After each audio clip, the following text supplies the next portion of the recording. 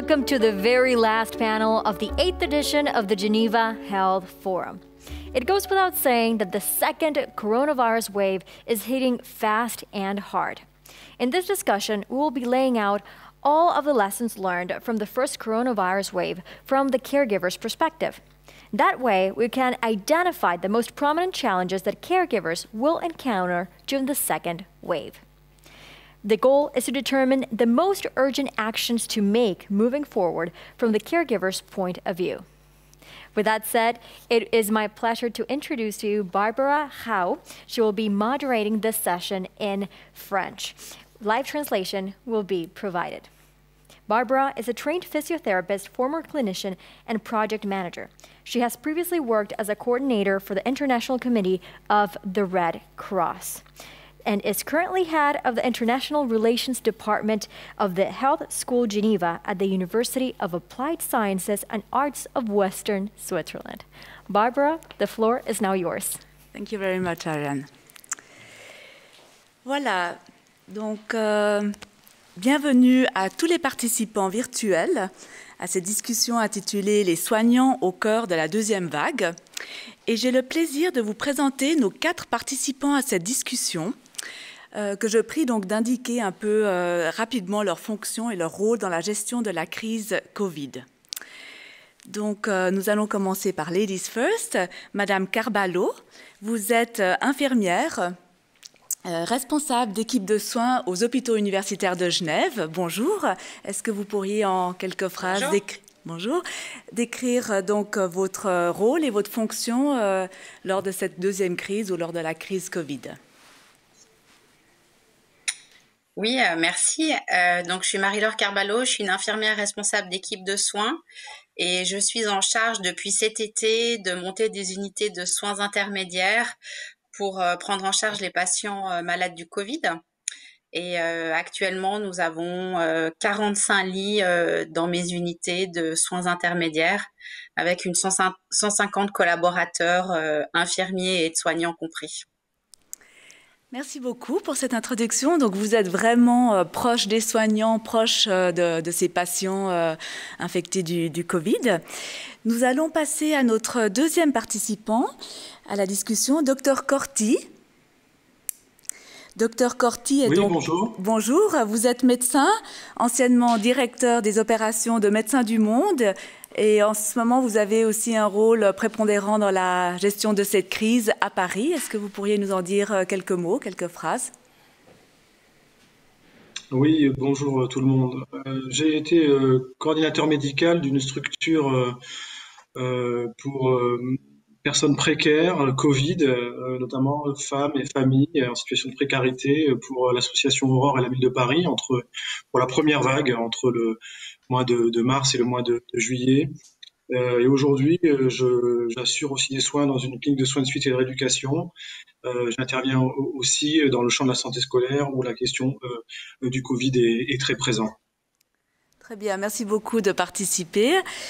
Ensuite, nous avons Monsieur Grattard. Monsieur Grattard, vous êtes... Voilà, bonjour.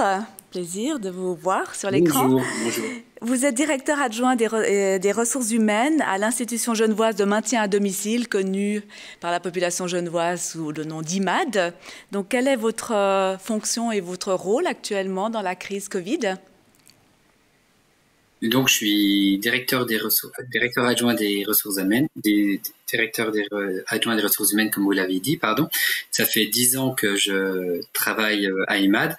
Et puis, dans la crise, lors de la première et de la deuxième vague, j'ai été le représentant de la DRH dans la task force qu'on a mise en place spécifiquement dès le 25 février, qui avait pour objectif d'envisager toutes les mesures à la fois pour protéger nos soignants, à la fois pour pouvoir continuer de délivrer nos prestations. Et ensuite, je suis toujours actuellement dans la cellule ressources qui a pour objectif d'identifier les différents besoins en ressources et puis de dispatcher ensuite les ressources qu'on aurait pu trouver aussi bien à l'interne ou à l'externe pour faire face aux demandes de prestations. Merci. Vous allez certainement nous parler davantage de ces ressources essentielles pour gérer cette crise un peu plus tard. Et finalement, notre 4e intervenant est Monsieur Kikouk, qui est directeur adjoint des ressources humaines aux hôpitaux universitaires de Genève aussi. Bonjour. Donc voilà, quel est votre lien avec, en relation avec la situation Covid ou votre fonction? Bonjour, merci beaucoup. Effectivement, je m'appelle Amir Kijouk, donc je suis adjoint à la direction des ressources humaines au HUG. Mon rôle dans la crise Covid, principalement durant la première vague, j'étais l'un des représentants dans les différentes cellules de crise et de coordination qui ont été mises en place au sein des HUG, rôle que j'ai poursuivi aussi durant cette deuxième vague, et puis raison de ma présence aujourd'hui avec vous pour échanger un petit peu sur nos expériences et le vécu de ces deux vagues. Et je crois savoir aussi que vous avez un passé dans la gestion de crise qui est non négligeable dans cette situation. Vous avez travaillé auparavant auprès du CICR.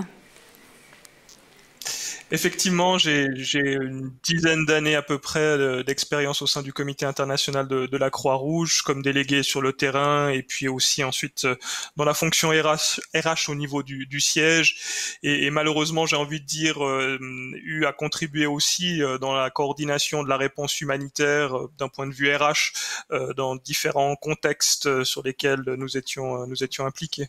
Donc c'est peut-être aussi un petit peu pour ça que j'ai été désigné volontaire, on va dire, pour jouer ce rôle-là au sein des HUG, entre autres avec bien sûr la collaboration et le soutien de nombreux autres collègues de la fonction RH, bien sûr. Très bien. Merci beaucoup. Donc, en fait, en préparant cette discussion, nous avons décidé d'aborder 3 thématiques principales liées à la gestion de la crise Covid.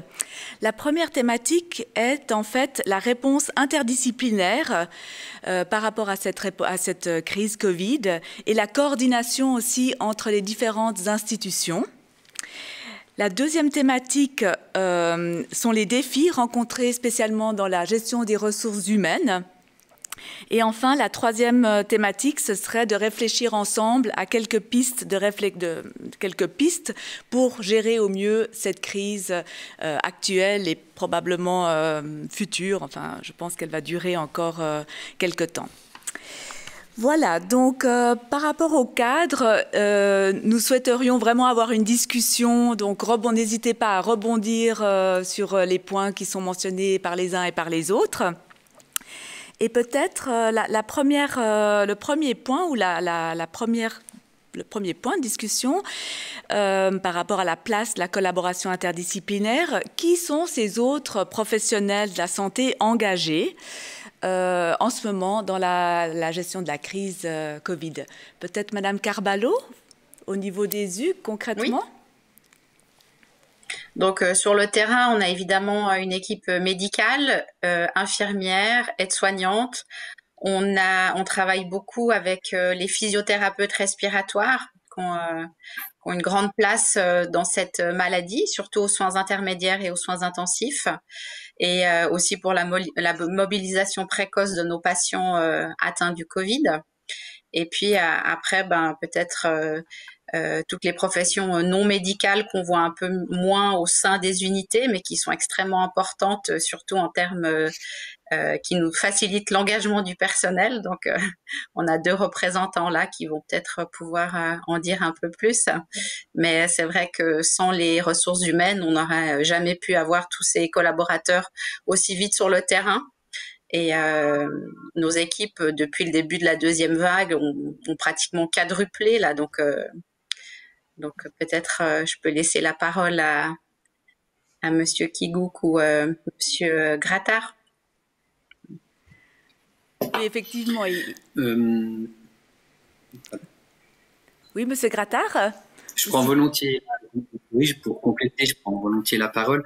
Bon, en effet, donc c'est plusieurs disciplines avec lesquelles on travaille à IMAD. On doit collaborer avec les médecins, les physios, ça a été cité par Madame Carballo, avec des diététiciens, des ergots, etc. Mais chez nous, la profession qui a eu pour lesquelles il y a eu une hausse de travail assez considérable était la livraison de repas, donc les livreurs de repas, où là, il y a eu une hausse pendant la première vague de plus de 25%. Là, on est sur cette deuxième vague dans les mêmes chiffres, voire bien au-delà.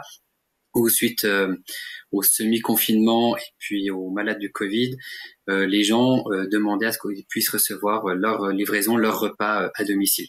Donc on a dû, dans l'urgence, renforcer les équipes de livraison de repas, ce qui était du coup une spécificité en lien avec la crise sanitaire qu'on a connue et qu'on connaît encore à ce jour.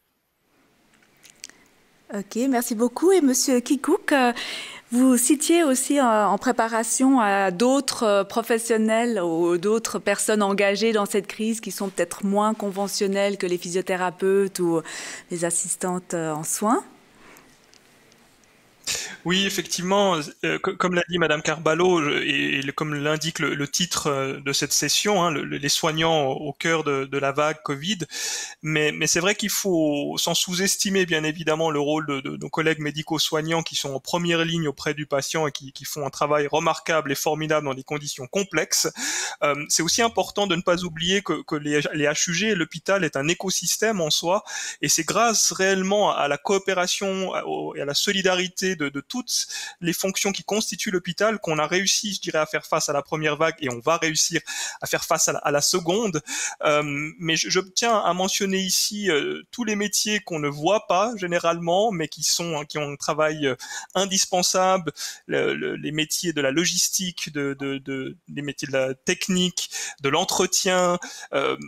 Il faut souligner que l'hôpital a littéralement poussé les murs. Donc, dans la première vague, il y a eu des transformations complètes de l'hôpital pour agrandir, rajouter des lits, rajouter les débits d'oxygène, etc. Donc, c'est plein de fonctions qui sont peut-être pas visibles, mais qui contribuent au bon fonctionnement de l'hôpital. Monsieur Grattard mentionnait la livraison de repas. C'est effectivement aussi des fonctions qui ont eu un rôle fondamental et dont l'activité a été passablement chamboulée en première et en seconde vague. Et je pense que c'est aussi important de les mettre en avant, je dirais, aujourd'hui dans notre échange. Voilà. Et par rapport à votre expérience à Paris, Docteur Corti, est-ce que c'est les mêmes professionnels? Est-ce qu'il y en a d'autres aussi qui ont eu un impact important dans la gestion de cette crise? Comme l'ont rappelé les personnes précédentes, on a été d'abord sur la première vague, sur des contextes différents en France, que ce soit dans le Grand Est ou à Paris, l'épidémie était très forte et moins marquée ailleurs. Aujourd'hui, il y a une répartition beaucoup plus homogène, même si certaines régions comme Rhône-Alpes restent plus marquées par les incidences explosives de l'épidémie que d'autres régions. Ce qu'on a observé au départ, c'est que, évidemment, dans notre question qui est posée, l'interdisciplinarité dans le champ de la santé, dans une logique de médecine de catastrophe, l'attitude a été de sécuriser les soignants, à l'hôpital notamment, en hospitalisation, en réanimation, faire en sorte qu'il y ait un approvisionnement en médicaments, en nourriture aussi, et donc c'est ce qu'ont rappelé les personnes qui viennent de s'exprimer. Il y a aussi toute une chaîne logistique et des contraintes logistiques qui ont été énormes pour faire en sorte que les systèmes de santé et l'hôpital puissent fonctionner, et donc beaucoup de personnes qui ont été aussi exposées à l'approvisionnement en nourriture et autres moyens logistiques, d'ailleurs des approvisionnements qui ont continué aussi en société civile, dans les supermarchés et autres, et où on sait que, on va dire,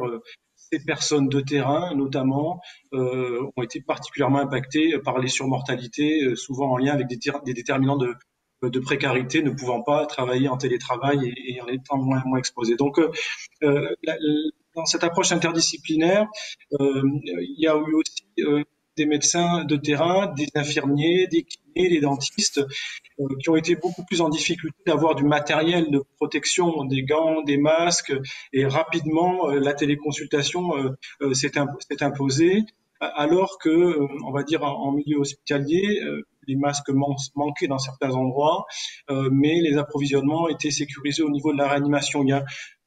Et je m'arrêterai là pour l'instant, il y a encore aujourd'hui des différences de moyens qui sont alloués selon que vous êtes à l'hôpital, selon que vous êtes en réa, selon que vous êtes en EHPAD, donc en structure pour personnes âgées, selon que vous êtes en médecine libérale ou autre.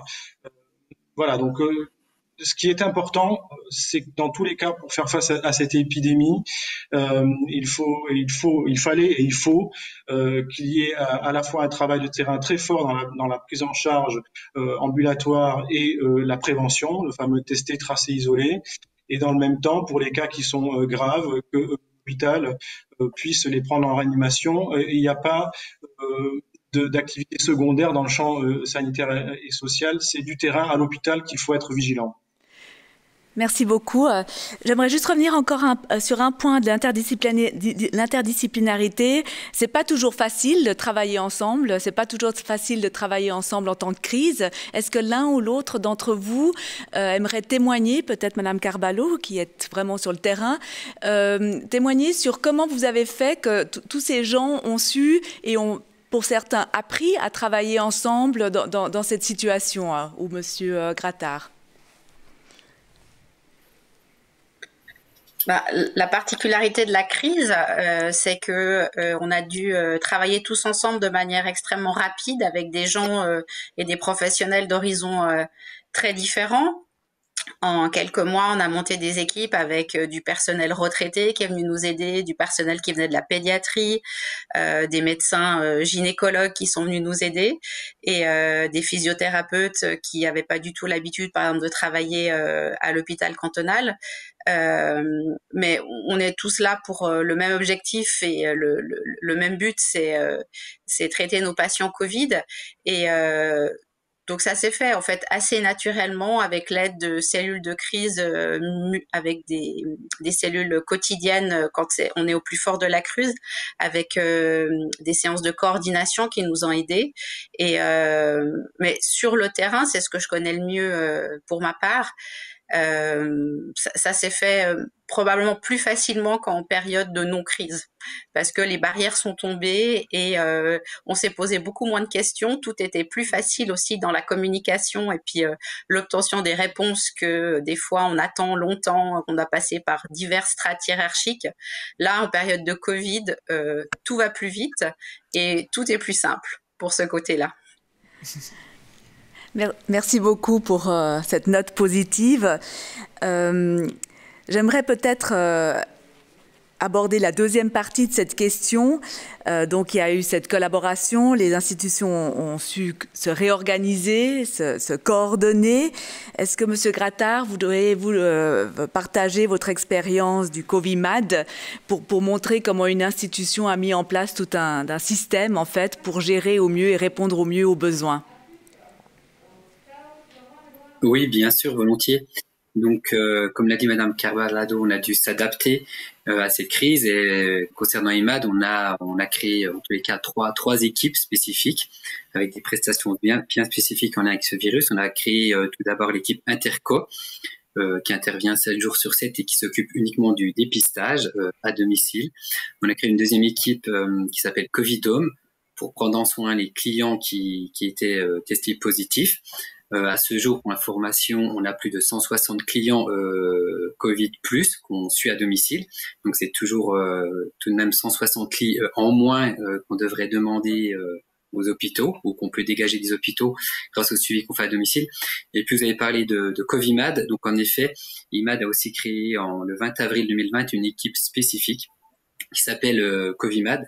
Cette équipe n'est pas du tout, contrairement aux autres équipes, aux équipes terrain, une équipe qui produit du soin.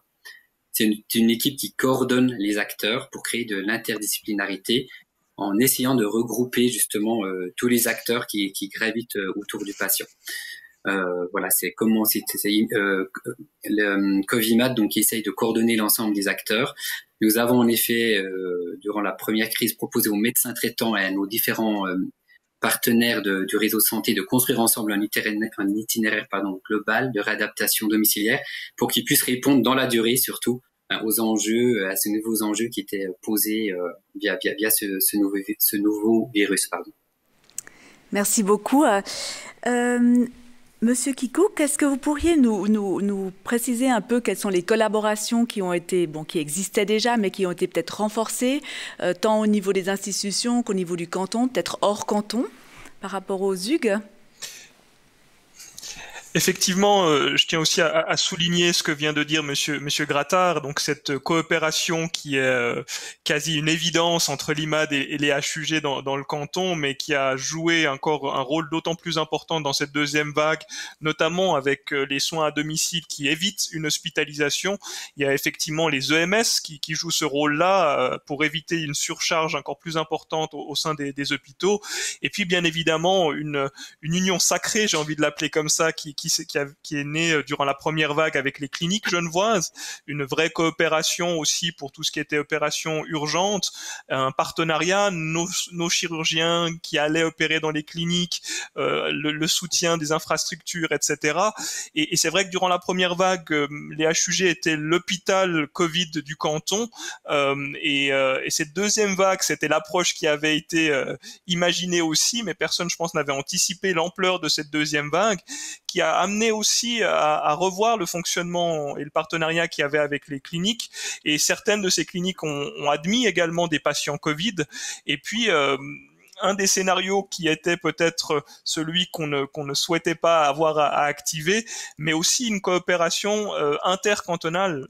Les HUG ont été amenés aussi à transférer un petit nombre aujourd'hui de patients dans d'autres hôpitaux, mais je pense que c'est vraiment cette union sacrée que je mentionnais tout à l'heure, aussi bien avec les cliniques que les autres partenaires IMAD, EMS, mais aussi avec d'autres hôpitaux du pays qui permettent, je dirais, de faire face à cette vague qui est beaucoup plus importante que la première.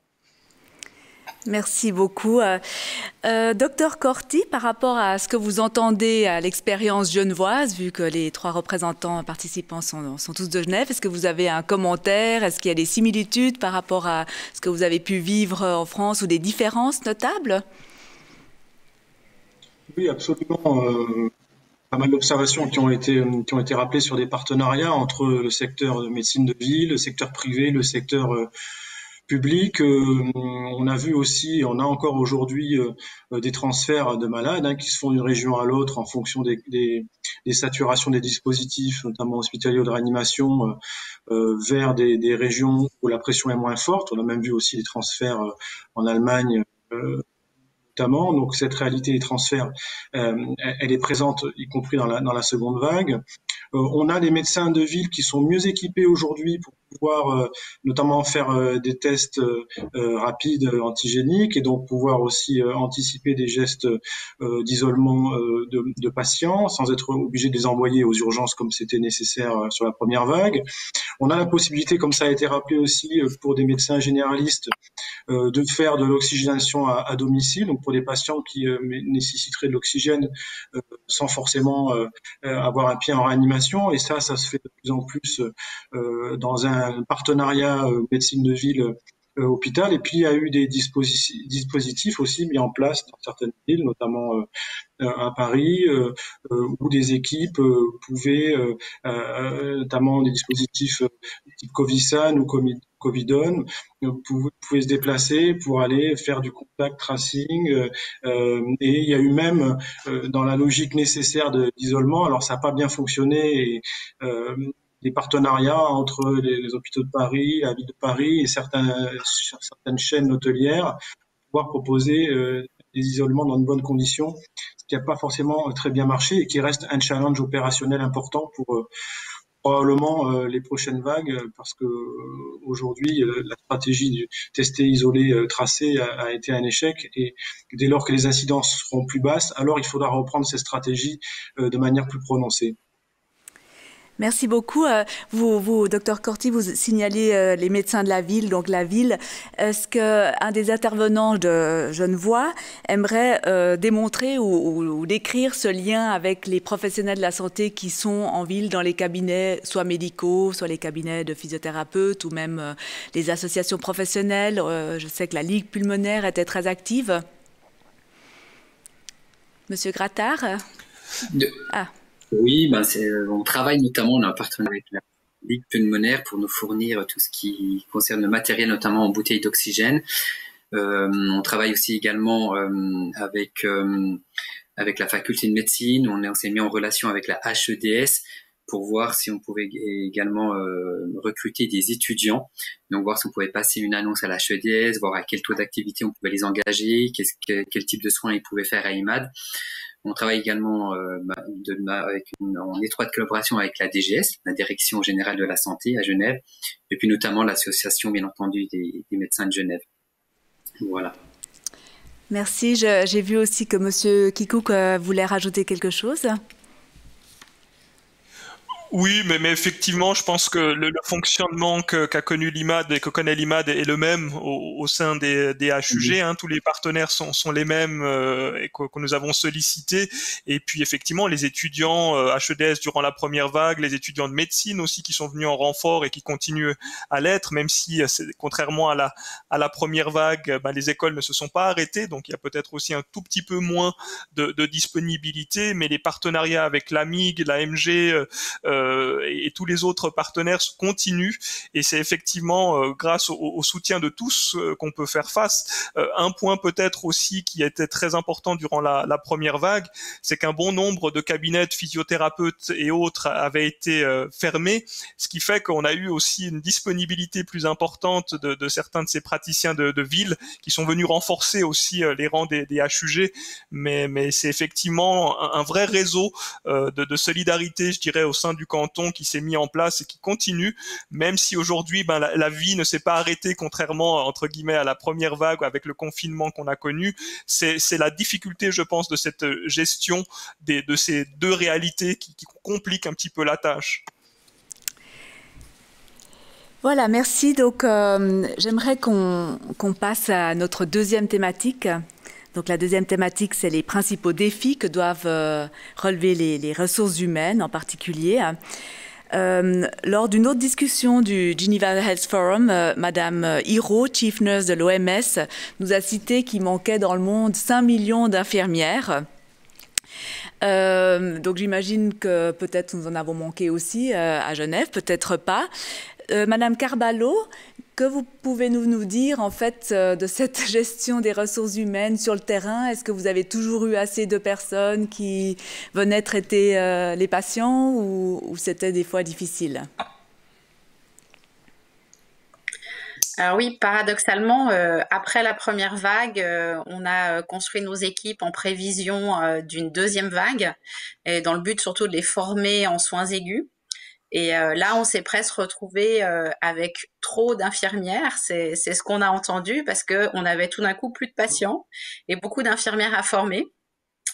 Et assez rapidement, quand la deuxième vague est arrivée, on s'est vite retrouvé à devoir ouvrir des lits beaucoup plus rapidement que ce qui avait été imaginé. Et en ouvrant des lits, qui dit ouverture de lits, dit personnel soignant à recruter. Donc là, les RH nous ont beaucoup aidés pour faire du recrutement, je sais pas si ça se dit, mais en masse presque. Donc c'est du personnel de santé qu'on n'a pas du tout vu en entretien d'embauche. Hein.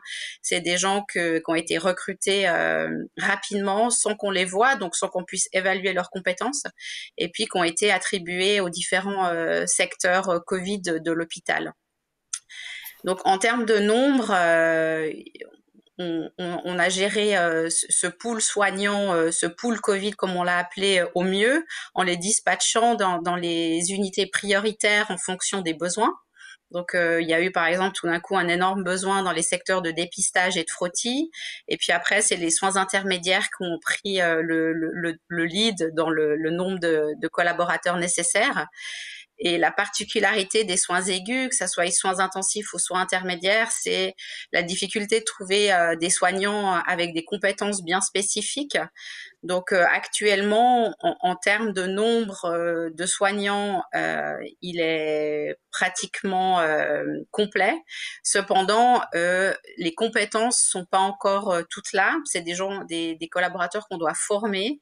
Et dans le recrutement, par exemple, on a énormément de jeunes diplômés qui sortent de l'école d'infirmière, donc qui arrivent dans un milieu passablement hostile. Déjà, les patients Covid plus les patients Covid soins intermédiaires. Et on a aussi eu beaucoup d'aide des secteurs ambulatoires qui ont une activité fortement diminuée en cette période. Donc, on a pu récupérer des soignants de ces secteurs qui sont au ralenti, et avec à nouveau une mise à niveau nécessaire. Donc, sur le terrain, notre combat actuellement, c'est la formation des soignants pour qu'ils puissent prendre en charge de manière sécuritaire tous nos patients, et qu'ils aient envie de revenir le lendemain aussi. Oui, effectivement. Qui dit formation dit évidemment derrière gestion de la qualité, assurer la qualité pour que les soins qui sont données soient de qualité. On parlait donc du recrutement.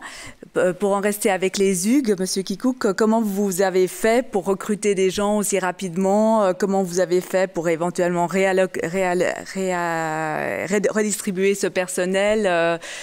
Qu'est-ce que vous pouvez nous en dire?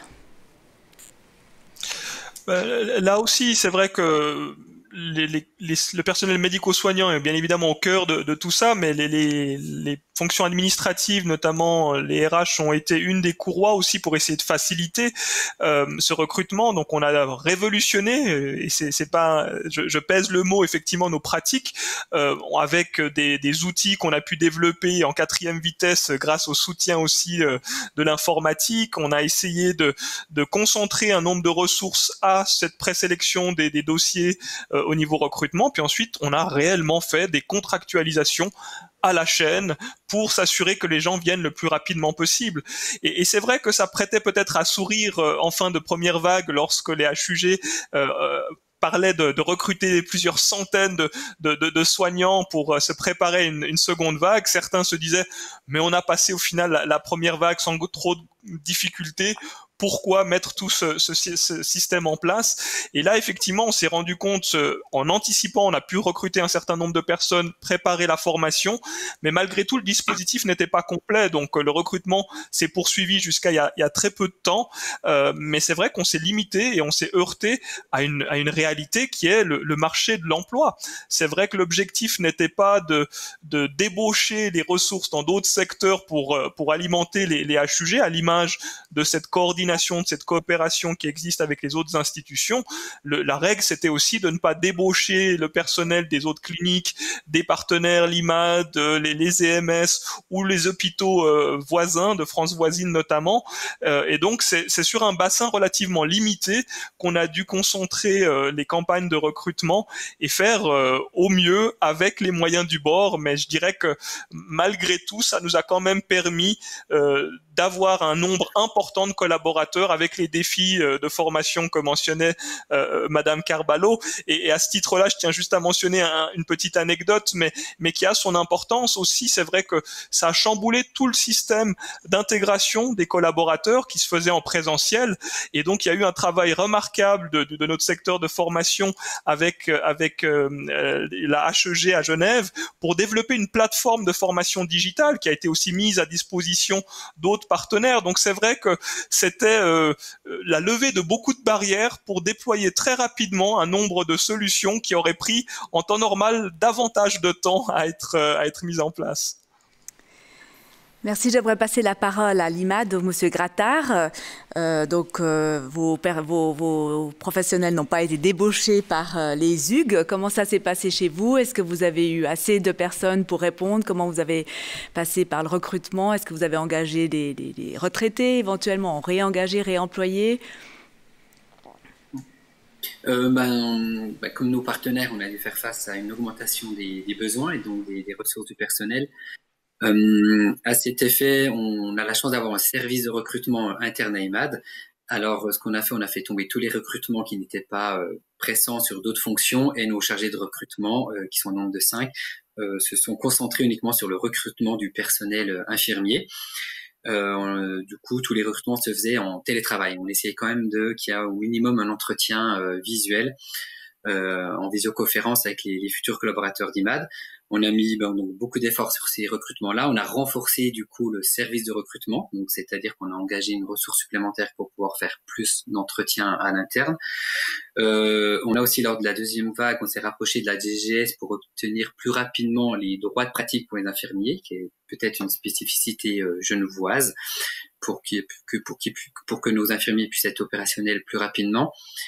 Et ce que j'ai envie de dire un petit peu rapidement, puisque la thématique, je crois, était montrer les difficultés actuelles des RH au niveau des structures de santé, parce qu'on parle beaucoup de recrutement et c'est ce qui nous vient évidemment, c'est la première chose qui nous vient en tête. Mais il y avait aussi toute la gestion des absents, des gens qui avaient le Covid plus ou qui étaient en quarantaine, avec notamment les collaborateurs vulnérables, notamment les personnes asthmatiques qu'on a dû gérer. Il y a eu, lors de la première vague, l'organisation et le déploiement assez rapide du télétravail. avec l'aide des supports informatiques, bien sûr. Il y a eu toute la redéfinition des processus RH. Est-ce qu'on continuait les évaluations annuelles? Comment est-ce qu'on continuait de gérer mensuel les entretiens de service, l'annulation des vacances qu'on avait dû demander lors de la première vague. Donc, il y a toute la question de la communication autour de tout ça. Le renforcement des équipes. Donc, dans quelle équipe est-ce qu'il y a besoin d'infirmiers, à quel taux d'activité? Et puis, comme vous l'avez dit, on a fait aussi appel à des personnes qui étaient parties en pré-retraite. Donc voilà, avoir des listes à jour, rappeler ces personnes-là, voir au niveau des contrats pour qu'ils puissent être activés rapidement. On a parlé tout à l'heure des étudiants aussi pour lesquels on a eu de l'aide. Et puis voilà, la gestion aussi, on avait lors notamment la première vague, avec notamment le confinement sur France complet, la fermeture des écoles, la gestion des collaborateurs qui devaient garder leurs enfants et qui avaient beaucoup moins de flexibilité, qui pouvaient plus se rendre au travail. Donc les problématiques RH étaient bien au-delà que du simple recrutement, qui était bien sûr une de nos principaux soucis, mais il n'y avait pas uniquement le recrutement. Voilà. Voilà, merci beaucoup. J'aimerais quand même en revenir, quand on pense ressources humaines, évidemment, il y a les personnes derrière ces ressources humaines. L'équilibre entre la vie privée et professionnelle, vous venez d'aborder ce sujet. Est-ce que quelqu'un d'autre aimerait témoigner sur ce qui a été mis en place, peut-être Monsieur Corti, pour assurer que ces professionnels de la santé gardent un équilibre vie privée, vie professionnelle dans la gestion du quotidien, en fait? Alors, je suis pas un spécialiste des ressources humaines, mais en revanche, j'étais en contact et je suis aussi un personnel soignant, et je sais que selon les endroits où vous intervenez, que ce soit encore une fois dans des structures d'EHPAD, personnes âgées, où les moyens étaient très limités, ou que ce soit dans certains hôpitaux, certaines réanimations, dans certaines cliniques, il n'y avait pas la même, on va dire, le même impact. Ce qu'on sait au global, c'est que tous les soignants, quand je dis soignants, c'est médicaux, paramédicaux, ont dû travailler beaucoup plus que d'habitude, ont été soumis à des pressions de fait qui ont impacté la santé mentale. Et aujourd'hui, on a beaucoup de personnel qui sont fatigués, qui ont, pour certains, vécu des situations difficiles, où il n'était pas forcément possible de transférer des malades en fin de vie en réanimation parce qu'elles étaient saturées, qui ont dû assurer le palliatif sans forcément avoir tous les moyens nécessaires. Donc on est quand même encore aujourd'hui, même dans la seconde vague, dans la gestion de l'impact psychologique qu'ont subi les personnels, avec une seconde vague qui est malgré tout très importante. Et donc il y a un sujet qui doit concernés, parce que oui, vous rappelez l'équilibre entre vie privée et vie publique. Il y a, moi dans mon entourage, des gens qui ont vu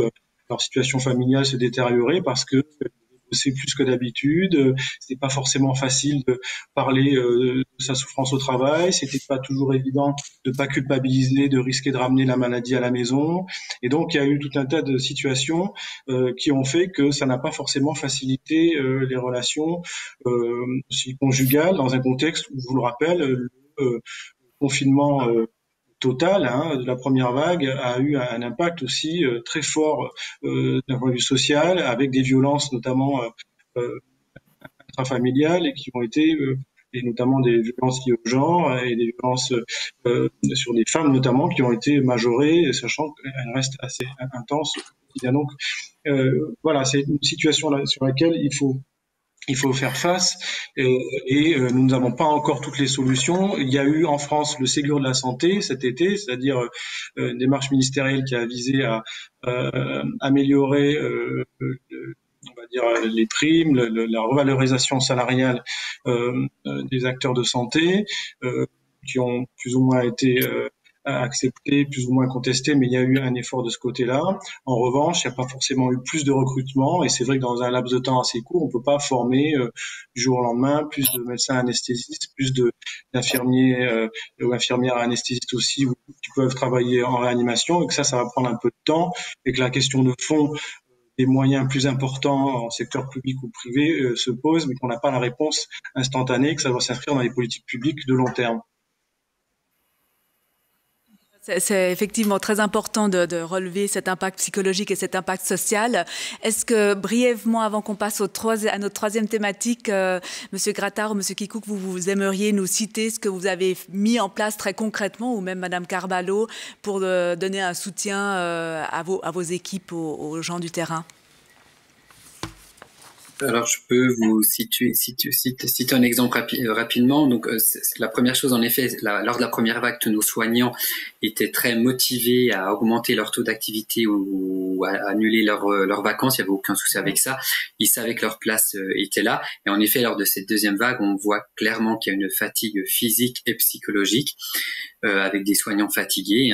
Lors de la première vague, les gens les applaudissaient aux fenêtres. Et là, on voit que c'est quelque chose qui n'existe plus. Donc, il y a une vraie différence entre la première et la deuxième vague, qui est non négligeable. Nous, du côté d'IMAD, concrètement, on a mis depuis quelque temps une ligne téléphonique spécifiquement pour l'aide psychologique. Voilà. On a le service de santé et sécurité au travail, mais il y a cette ligne pour lesquelles les collaborateurs peuvent appeler en tout temps, qui est un petit moyen, mais c'est toujours ça qui peut leur aider à déposer un petit peu la pression qu'ils ont au travail, que ça peut être soit au niveau professionnel ou personnel. Merci beaucoup. Et au niveau des hugues, du côté des hugues? Oui, volontiers, peut-être pour compléter aussi, on a eu des approches très similaires à ce qui a été fait au niveau de l'IMAD. C'est vrai que la première vague, on a vu l'impact sur les soignants, notamment de tout le stress et l'inconnu qu'il y avait autour du Covid, mais aussi la prise en charge des patients, les patients en fin de vie aussi dans des situations compliquées, à un moment donné où certaines visites avaient été arrêtées. Donc c'est vrai que très rapidement, une cellule psychologique de soutien aux équipes, donc c'était des psychologues qui étaient dans les unités, a été mise en place. C'est quelque chose qui a perduré puis qui a été remis en deuxième vague. Mais c'est vrai que préserver, je dirais, l'équilibre vie privée et vie professionnelle est quelque chose de délicat dans une crise sanitaire d'une telle ampleur. Et après, c'est plutôt, je dirais, des choses accessoires qu'on a essayé de mettre en place pour faciliter, je dirais, la vie des collaborateurs qui faisaient des heures pas possibles, qui se retrouvaient aussi avec des retards parfois aux frontières, avec les fermetures des douanes et autres. Donc, on a eu aussi une grande solidarité au niveau du canton, avec des généreux donateurs qui nous ont aidés pour des repas qui ont mis gracieusement à disposition des collaborateurs, ce qui est le cas encore aujourd'hui, des facilités pour de l'hébergement, les personnes qui finissent tard, qui commencent tôt. Donc, je dirais qu'on a essayé d'accommoder la vie dans des circonstances un peu atypiques, mais effectivement, ce serait présomptueux de dire qu'on renforce l'équilibre vie privée professionnelle, mais c'est vraiment essayer de réduire un petit peu, je dirais, les impacts qu'a cette crise Covid sur l'ensemble du corps professionnel et puis des familles aussi qui sont impactées par ces situations-là. Merci. Le temps passe. J'aimerais que nous accédons à la troisième thématique, qui sont donc quelles sont les pistes pour gérer au mieux cette deuxième vague. Dr Corti mentionnait une troisième, quatrième, une xème vague éventuellement. L'un d'entre vous a parlé, Dr Corti aussi, a mentionné les outils numériques, la télémédecine, la téléconsultation. Est-ce que vous pouvez en dire, quelqu'un aimerait en dire deux, trois mots? Est-ce que c'est nouveau? Est-ce que ça a été renforcé par cette crise, par cette situation de crise? Ce qui est clair, c'est que sur la France, ça a accéléré l'utilisation de cet outil qui se mettait en place progressivement depuis quelques années.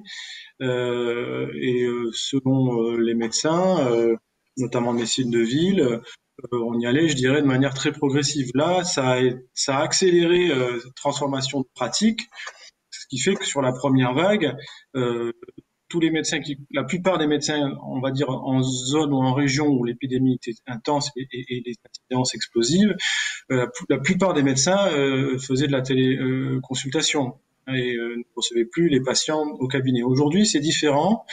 Il y a, comme à l'hôpital et en clinique, en médecine de ville, une intégration plus large et conséquente des autres morbidités. C'est-à-dire que on a moins déprogrammé, on continue à suivre d'autres pathologies. Et en médecine de ville, aujourd'hui, on a repris la pratique habituelle, même si il y a la téléconsultation qui continue. Donc, c'est un outil qui a fait ses preuves.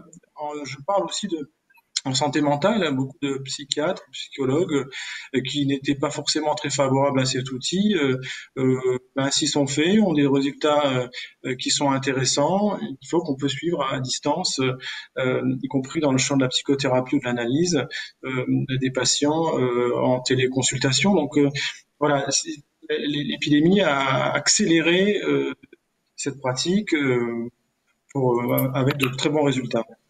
Oui, vous mentionnez les médecins, les psychologues, les psychiatres. Il y a aussi les diététiciens, par exemple, à Genève, et puis les physiothérapeutes. Est-ce que vous avez d'autres exemples concrets sur Genève par rapport à la télémédecine ou la téléconsultation qui a pu se développer?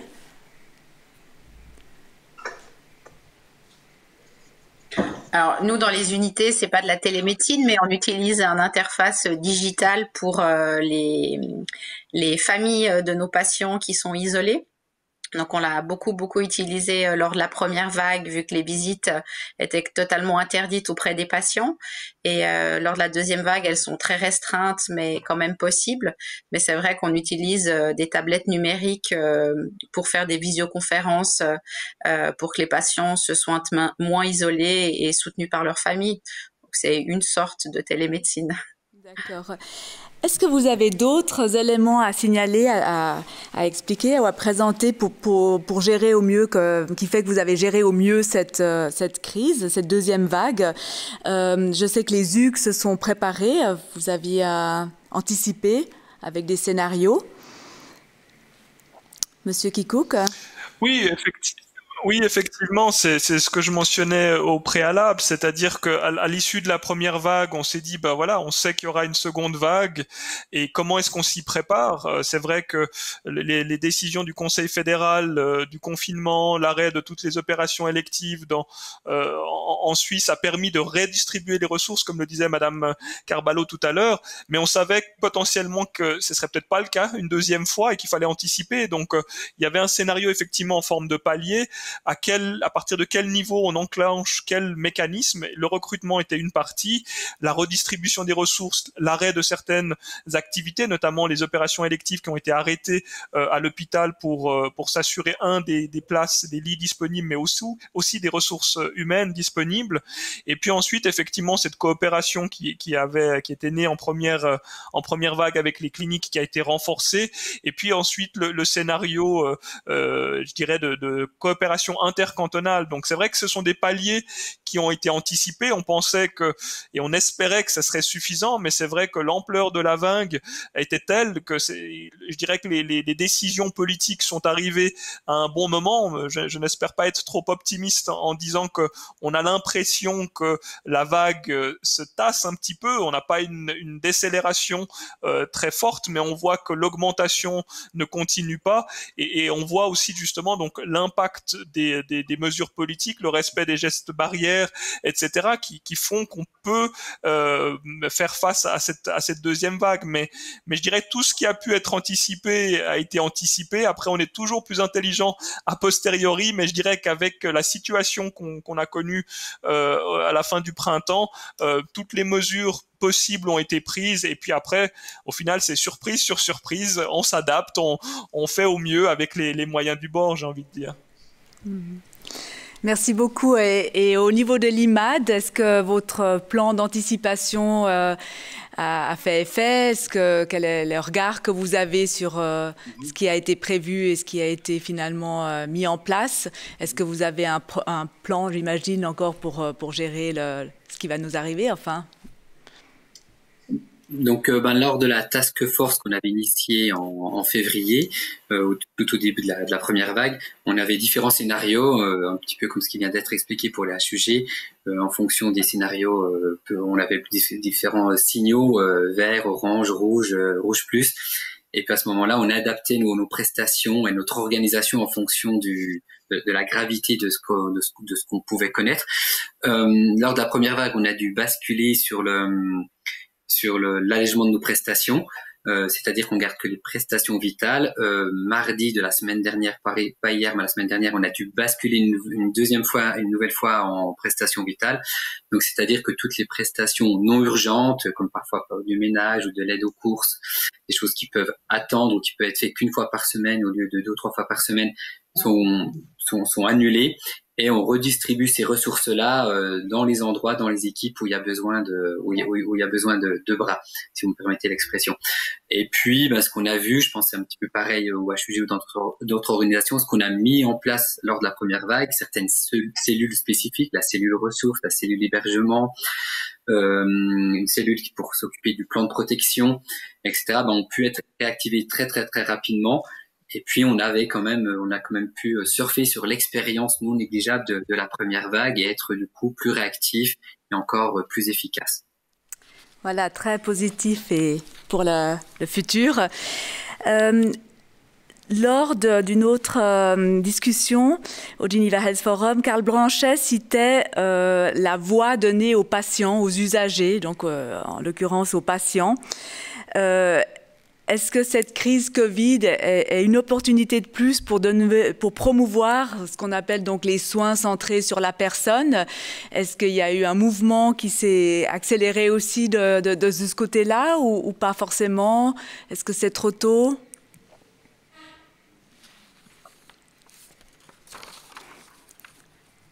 Peut-être Monsieur Grattard. Juste en quelques mots, c'était déjà un mouvement qui était initié depuis plusieurs années par tous les partenaires, pas uniquement IMAD, avec notamment la mise en place du PSP, du plan de soins partagés, un projet assez ambitieux qui essaye justement de faire que les différents acteurs travaillent ensemble et surtout que le patient reste au cœur du système de soins. Nous, ce qu'on aime dire à IMAD, c'est que le patient doit rester au cœur de ce système et que pour chaque patient, on va essayer d'écrire une partition. Ensuite, une fois qu'on s'est tous mis ensemble et de voir quelle partition allait être jouée, de vérifier que cette partition est bien jouée et correctement et l'adapter si besoin en fonction du patient. Mais ce projet PSP, plan de soins partagés, était déjà quelque chose d'initié. En effet, avec la mise en place notamment de Covimat, c'est des choses qui vont renforcer et puis certainement faire tomber peut-être les petites barrières qui pouvaient rester, puisque dans les cas d'urgence, à ce moment-là, on est tous plus efficaces et ça permet d'aller de l'avant plus rapidement. Merci beaucoup. En fait, ma question nous amène presque à la synthèse et à la conclusion. J'ai reçu aussi certaines questions de nos auditeurs. Et en fait, la première ressemble à ma dernière intervention. La question est: de quelle façon les patients ou les associations de patients ont-ils été associés dans la gestion de la crise par vos structures ? Donc, je ne sais pas, au niveau des UG, si vous avez une idée, vous êtes plus, Madame Carballo, dans les unités de soins. Monsieur Kiko, qu'est-ce que vous avez entendu, une collaboration avec les associations de patients? Je dirais que le Covid n'a fait peut-être que mettre en exergue cette importance et renforcer des pratiques qui étaient déjà existantes. Au sein des HUG, le précédent plan stratégique 2020 avait un volet qui s'appelait le patient partenaire, justement, et comment mieux intégrer le patient dans sa prise en charge. Madame Carballo parlera de ça mieux que moi, mais je pense dans les prises en charge, notamment des maladies chroniques, le rôle et l'implication du patient est fondamental. Et je pense que beaucoup de leçons ont été tirées de ça pour se dire comment est-ce qu'on peut en faire un réel partenaire, l'intégrer dans la prise en charge. Et puis c'est vrai que on a un autre projet, le plus de temps pour le patient, avec des points de situation, des passations entre équipes qui se font aussi en présence parfois du patient qui est impliqué dans sa prise en charge, avec des tableaux visuels qui permettent de savoir comment se déroulera sa journée, à quelle heure interviendra le physio, à quelle heure est-ce qu'il doit partir pour un soin, etc. Ce sont des choses qui avaient déjà été initiées et qui ont été peut-être simplement renforcées avec malheureusement, je dirais, les difficultés qui étaient liées au confinement et aux d'autres contraintes, limitations de visite, etc. Mais je pense pas qu'on puisse parler de prise en charge holistique sans inclure la personne elle-même dont la contribution est fondamentale pour sa guérison. Merci beaucoup, Madame Carballo. Est-ce que vous auriez aimé rajouter quelque chose? Est-ce que vous avez fait intervenir des patients guéris ou aussi par justement la tablette? Alors, dans le contexte sanitaire, c'est vrai que c'est difficile de faire participer dans les unités de soins des patients ou des associations extérieures, vu que le nombre de visites est extrêmement limité. Mais par contre, c'est sûr que le patient, il est d'autant plus en centre dans cette crise, parce que la prise en charge va vite. Donc l'information donnée aux patients et puis son adhésion à son projet thérapeutique est essentielle dans une pandémie comme celle qu'on est en train de vivre. Et malheureusement, on a des discussions qui sont très lourdes en émotions et puis qui ont une implication sur la vie ou l'arrêt des soins pour les patients. Et on est confronté à ça tous les jours dans nos unités de soins. Donc c'est le patient au centre, c'est le patient et sa famille dans les décisions à prendre en lien avec son projet thérapeutique et de la transparence dans où est-ce qu'on va, qu'est-ce qu'on va lui faire et qu'est-ce qu'on peut lui proposer. Et je pense que dans cette crise-là, avec cette maladie-là, c'est des patients qui sont extrêmement lucides dans les soins jusqu'au bout, jusqu'au moment où on décide de s'arrêter. Donc, leur avis compte encore plus que d'habitude et ils font partie de leur projet thérapeutique. Je me trompe, j'espère pas me tromper, plus encore que dans d'autres maladies. Voilà, vous parliez de transparence, une question tout à fait terre à terre, mais aussi importante. Quel est le taux d'infection des soignants dans vos organisations? Avez-vous des chiffres et des faits à présenter? Est-ce que vous avez ces chiffres? Je n'ai malheureusement pas les chiffres sous les yeux, mais c'est vrai que on peut le voir, et je pense que je parlais en début d'échange de l'hôpital comme un écosystème. Moi, parfois on dit une ville dans la ville, et c'est vrai que c'est le reflet de la société, le reflet de la ville, le reflet du canton. Si on regarde le nombre de contaminations qu'il y avait dans le canton en première vague et en deuxième vague, on voit que les chiffres ont augmenté, et nos collaborateurs font partie de ce microcosme, et aussi il y a eu une augmentation effectivement des contaminations. Après, c'est toujours très très très difficile de dire est-ce que la contamination a eu lieu dans le cadre professionnel ou dans le cadre privé, mais effectivement il y a eu une augmentation du nombre de contaminations de nos collaborateurs, mais je dirais à l'image de ce qu'on a pu rencontrer dans la ville et dans le canton. Voilà, nous arrivons au terme de notre discussion. J'avais encore une question globale. Dr Flao de la FacMed de l'Uni Genève précisait aussi que donc Genève est malheureusement au centre de l'épidémie, mais aussi le centre géographique des institutions à la pointe de la réponse Covid. Êtes-vous globalement satisfait de la réponse donnée à la population genevoise? Je reviendrai auprès de Dr Corti ensuite.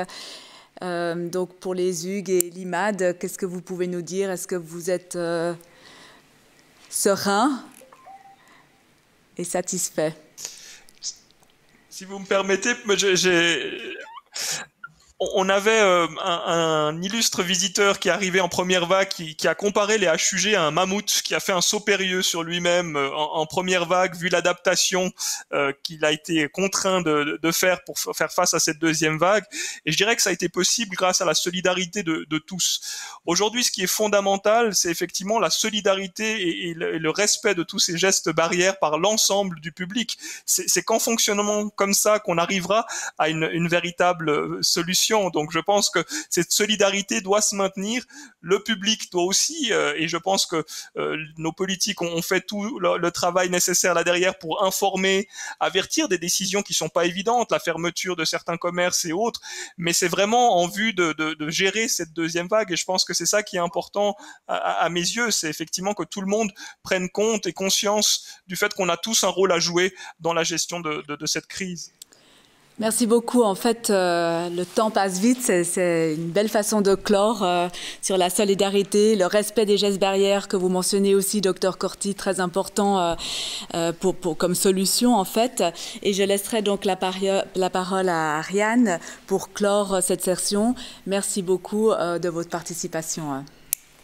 Thank you so much, Barbara, for your invigorating participation. And of course, to our speakers for joining us today. And yes, I want to thank you as well for bearing with us all of this forum, for listening to us and for watching us every step of the way.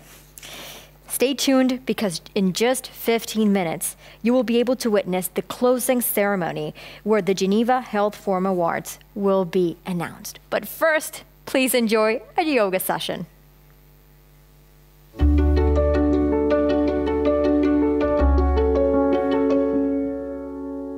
Dear friends, on behalf of Ministry of Ayush, Government of India, I welcome you to this short yoga session. We will do 3 yoga exercises which you can easily practice sitting in front of computer screen. Let us start the session. Pavana Muktasana. Precaution: person should not practice during abdominal pain, recent abdominal surgeries and in hypertension and even in pregnancy. Practicing method: sit straight, keep your back, neck erect, place your hands over the respective thigh, slowly breathe out, lift right leg by bending the right knees and place the right heel on the edge of the chair and hold the right leg with right hand. In the same way, lift the left leg, bending left knees, place the left heel on the edge of the chair and hold both the folded legs with both the arms. Drop the forehead over both the knees. Maintain the posture for few breaths. Repeat it 3 to 5 times.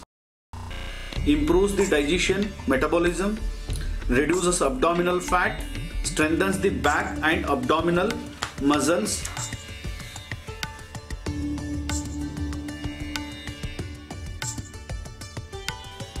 Now we will practice pranayama, deep breathing exercise. Shitali pranayama. Precaution: person suffering from hypotension, hypothyroidism, depression, productive cough, cold should not practice this pranayama. Practicing method: sit straight, keep your back, neck erect, relax your shoulder, extend the tongue outside, make the tongue like a tube by folding from the sides. Suck the air inside slowly and deeply through the folded tongue. Close the mouth and slowly completely exhale through the nose. Repeat this for 5 to 7 times. Benefits: relieves from hypergastritis, hypertension, hyperthyroidism, anger and anxiety. Bhramari pranayama. Precaution: person undergone recent throat surgeries should avoid this practice. Practicing method: sit straight, keep your back, neck erect. Slowly, deeply inhale through nose.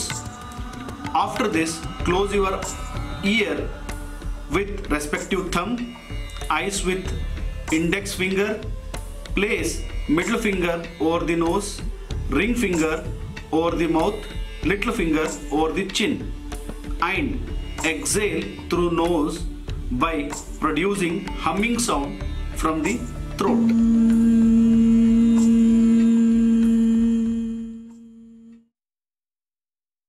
Repeat this for 5 to 7 times.